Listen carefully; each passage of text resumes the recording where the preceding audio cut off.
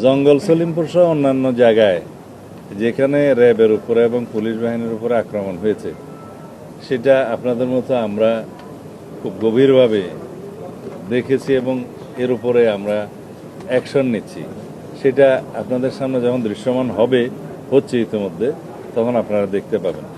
আমরা এটা এই জন্যেই এটা অনুমান করতে পারি, দীর্ঘ 17 বছর দেশে কোনো আইনের শাসন ছিল না, দুর্বৃত্তায়নের একটা মহামারী ছিল।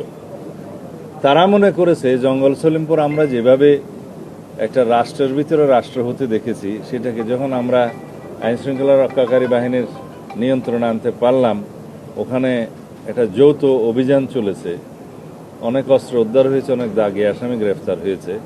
সেখানে আমরা যখন ঘোষণা করেছি যে পুলিশ একাডেমি করা হবে, র্যাবের জন্য একাডেমি করা হবে, এবং আমাদের পুলিশ বাহিনীর ক্রীড়া কমপ্লেক্স অন্যান্য বাহিনীর বিজিবির এবং এপিবিএনের পারতপক্ষে আমরা আরও অনেক, যেহেতু আমাদের সংস্থা অনেক আছে, তাদের সবাইকে ওখানে অ্যাকোমোডেট করব। ওইখানে চট্টগ্রাম জেলা মানে কারাগার স্থানান্তর হওয়ার কথা আগে থেকেই। এই জায়গাটা একটা প্রশাসনিক এবং বিভিন্ন নিরাপত্তা বাহিনীর, শৃঙ্খলা বাহিনীর একটা হাব, ট্রেনিং সেন্টার হয়ে উঠবে। সেই জায়গাটায় যাতে সন্ত্রাসীরা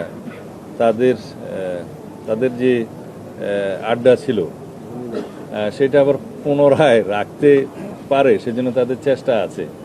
তবে তারা যে উদ্যত্ত আচরণ করেছে, যে দুঃসাহস দেখিয়েছে, সেটা আমরা খুব কঠোরভাবে নিয়ন্ত্রণ করব আগামী দিনে। আমি এখনই পরিকল্পনা ফাঁস করতে চাই না। ইনশাআল্লাহ দেশে আইনের শাসন প্রতিষ্ঠা হবে, সন্ত্রাসীদের অভয়ারণ্য যেখানে থাকুক সেগুলো নির্মূল করা হবে। আমরা আশা করি আপনারা সবাই সহযোগিতা করবেন এবং সমাজের সর্বস্তরের মানুষ আশা করি আমাদের সেই উদ্যোগকে সমর্থন করবেন এবং সহযোগিতা করবেন।